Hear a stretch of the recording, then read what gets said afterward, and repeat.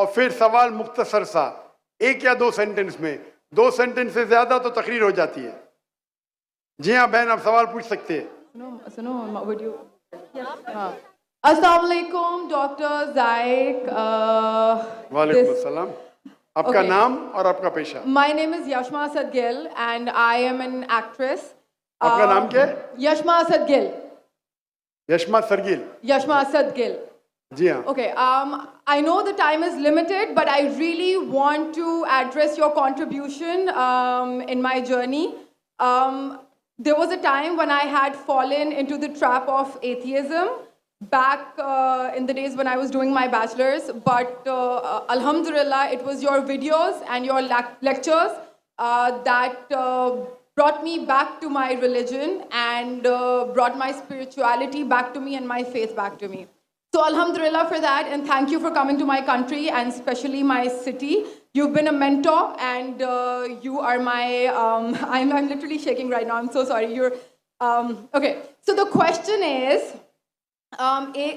pardon me if I say anything wrong because my knowledge is limited, but at the time when I was doing my research and I came across your lectures, there was everything else that I could understand, but one question still remains, which is that this concept of predestination, and then there is this one concept of us human beings and Jannat having free will, right? तो अगर सब कुछ पहले से लिख दिया गया है, अब कुछ अगर सब कुछ predestined है, तो जो concept है कि अगर एक चोर कहीं पे चोरी करता है, तो वो तो पहले से नहीं लिख दिया गया था, उसको उसकी accountability क्या है उसमें free will के हिसाब से? बहन ने एक अहम सवाल पूछा है और वो कहती है कि पहले वो एक्ट्रेस थी और वो एथियज़म के जाल में फंस गई थी और मेरे कैसेट सुनने के बाद अल्हम्दुलिल्लाह वो वापस दीन की तरफ रुजू की और अल्लाह सुब्हानहू व तआला ने हिदायत दी। उनका मेन सवाल है कि कदर के बारे में। मैं आपको मुबारकबाद देना चाहता हूँ कि आप एक फिल्म इंडस्ट्री से वापस सही रास्ते पे आए।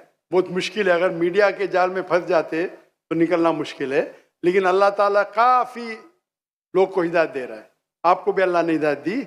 जहाँ तक ये सवाल है, उनका सवाल है कदर के बारे में, अबाउट डेस्टिनी, फ्री विल, कि अगर अल्लाह सुब्हानहू व तआला ने मेरे तकदीर में लिखा कि मैं शराब पीऊँगा और मैं शराब पीता हूँ, तो कौन जिम्मेदार? अल्लाह। ये सवाल बहुत कॉमन है, लेकिन अक्सर मुसलमान घबराते पूछने के लिए, क्या कोई फतवा न दे दे मुझे, मैं काफिर हूँ।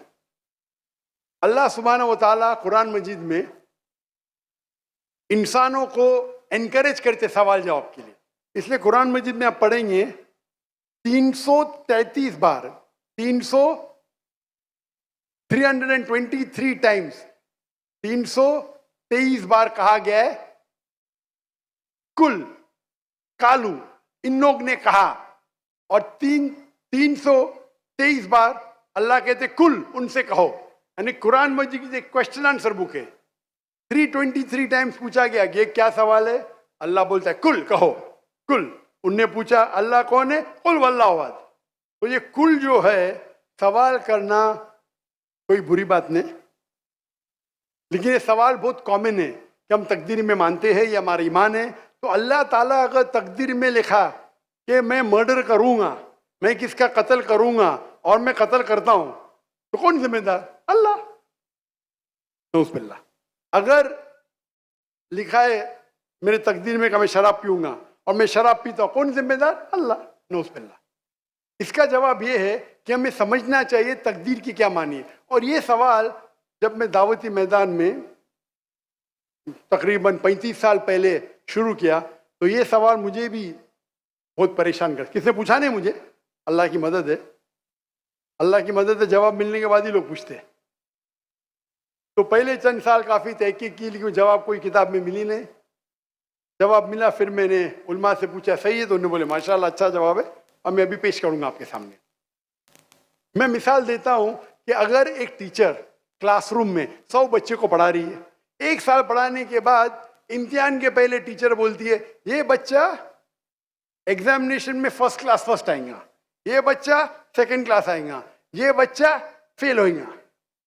माफ करना, आपको मिसाल बोल रहा हूँ, कल मिसाल है आपके लिए।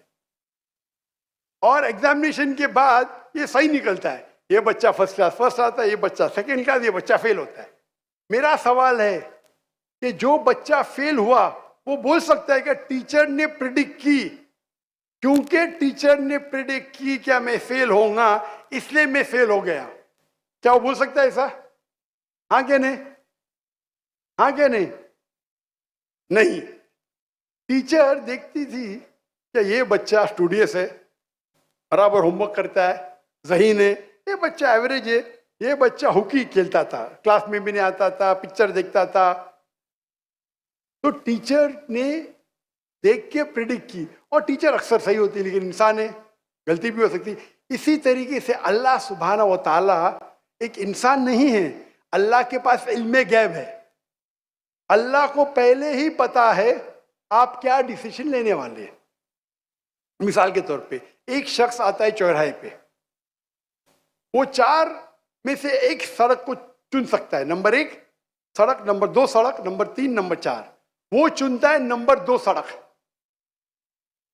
चॉइस किसकी? चॉइस किसकी? इंसान की। हाँ क्या नहीं? हाँ क्या नहीं? लेकिन अल्लाह सुब्हानहू व तआला को इल्मे गैब है कि 5 तारीख को अक्टूबर के रात को 1 बजे, 1:15 बजे ये चौराहे पे आएगा, उसके पास 4 चॉइस थे, सड़क नंबर 1, सड़क नंबर 2, सड़क नंबर 3, सड़क नंबर 4।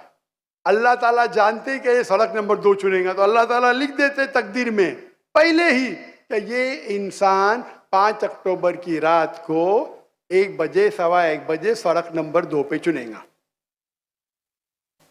तो सड़क नंबर 2 किसने चुना? अल्लाह ने या क्या इंसान ने?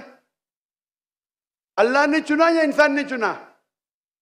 इंसान ने चुना। तो कौन जिम्मेदार, अल्लाह या इंसान?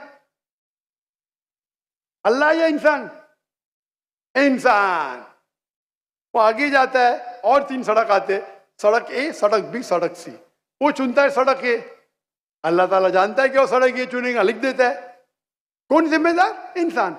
अल्लाह जानते हैं कि ग्रेजुएशन पास करने के बाद वो इंसान ईमानदारी से कमा सकता है या चीटिंग करके कमा सकता है। वो चीटिंग करके कमाता है, अल्लाह ताला लिख देते कि ग्रेजुएशन के बाद ये इंसान को ऑप्शन नंबर था ईमानदारी से कमाए, चीटिंग करके कमाए, वो चीटिंग करके कमाएगा, एडवांस में लिखते।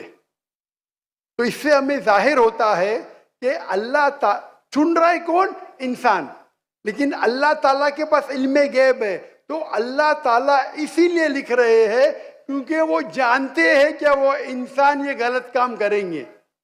ये नहीं कि अल्लाह लिखते हैं और वो इंसान गलत काम करता है, क्योंकि वो इंसान गलत काम करने वाला है, अल्लाह जानते हैं, अल्लाह एडवांस में लिखते। तो कौन जिम्मेदार? इंसान। तो अल्लाह के पास इल्मे गैब है, और अल्लाह सुब्हाना व ताला कभी गलती नहीं करते। अल्लाह ने आपको इख्तियार दिया कि आप चोरी करके जिंदगी बसर कर सकते या ईमानदारी से। आप ईमानदारी से करते, अल्लाह ताला लिख देते क्या ये इंसान ईमानदारी से जिंदगी बसर करेगा। तो कौन जिम्मेदार? इंसान। एक हदीस में आता है कि दुआ तकदीर को बदल सकती है। सही बात है। मिसाल के तौर पे आप जाते हैं एग्जामिनेशन में, आपको पेपर आपका बहुत खराब जाता है, आप जानते हैं मैं फेल होने वाली हूं, आप घर पे आके दुआ करते या अल्लाह मुझे पास कर।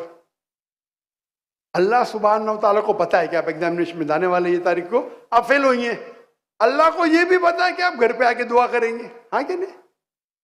अल्लाह को ये भी पता है कि अल्लाह दुआ कबूल करेंगे कि नहीं, अल्लाह दुआ कबूल कर लेता है। तो तगज़ी में लिखा है ये लड़की एग्जामिनेशन में जाती है, फेल होने वाली थी, घर पे आके दुआ करती है, अल्लाह ताला दुआ कबूल कर लेता है, उसे पास कर लेता है। तो हमें पता नहीं कि क्या होगा, तो दुआ करना अच्छी बात है। इसीलिए अल्लामा इकबाल फरमाते खुदी को कर इतना बुलंद कि हर तकदीर के पहले खुदा बंदे से खुद पूछे तेरी रजा क्या है। सुभान अल्लाह। तो तकदीर का मतलब अल्लाह सुब्हाना व ताला ने आपको इख्तियार दिया है, 100% नहीं, 95%, 90, मैं चाहता हूँ मैं दुनिया को तबाह कर दूँ, अल्लाह ताला नहीं करेगा।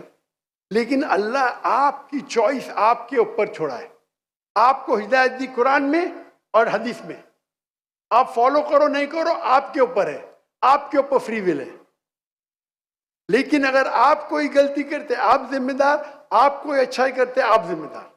तो इसीलिए तकदीर के बारे में अल्लाह को इल्म गैब है।